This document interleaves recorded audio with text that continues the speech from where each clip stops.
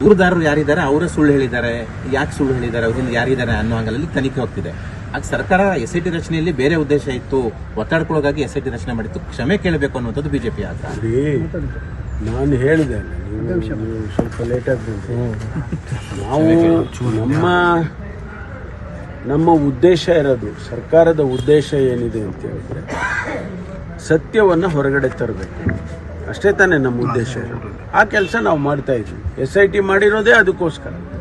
ಅದನ್ನು ವ್ಯಾಖ್ಯಾನ ಮಾಡಿ ಇಲ್ಲ SIT ಮಾಡಿರೋದು ಏನಕ್ಕೋ ಬೇರೆದಕ್ಕೆ ಅಂತಂದರೆ ಅದು ಸರಿ ಇಲ್ಲ.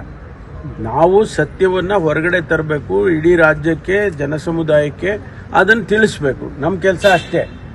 ಅದು ನೀವು ಪರ ವಿರೋಧ, ಅವ್ರ ಪರವಾಗಿದ್ದೀರಿ, ಧರ್ಮಸ್ಥಳದ ಪರವಾಗಿದ್ದೀರಿ, ವಿರೋಧವಾಗಿದ್ದೀರಿ, ಅದು ನಮ್ಮ ಕೆಲಸ ಅಲ್ಲ, ಸರ್ಕಾರದ ಕೆಲಸ ಅಲ್ಲ. ಸರ್ಕಾರದ ಕೆಲಸ ಸತ್ಯವನ್ನು ಹೊರಗಡೆ ತಂದು ಬಿಟ್ಬಿಡ್ತೀವಿ. ಅದರ ತೀರ್ಮಾನ ನಿಮಗೆ ಸೇರಿದೆ. ಸಚಿವರು ಯಾರು ಹೋಗಿಲ್ಲ ಧರ್ಮಸ್ಥಳಕ್ಕೆ ಅನ್ನುವಂಥ ಒಂದು. ಅರೆ ನಾವು ಇವ್ರು ಹೋಗೋವಾಗಲೇ ಹೋಗ್ಬೇಕಾ ನಾವು? ನಮಗೆ ಯಾವಾಗ ಇಷ್ಟ ಬಂದಾಗ ಹೋಗ್ತೀವಪ್ಪ. ನಾವು ಮಂಜುನಾಥನ ಹತ್ರ ಹೋಗೋಕ್ಕೆ ಯಾರ್ದಾದ್ರೂ ಪರ್ಮಿಷನ್ ಕೇಳಬೇಕಾ? ನಾನು ಅನೇಕ ಸರಿ ಹೋಗಿದ್ದೇನೆ.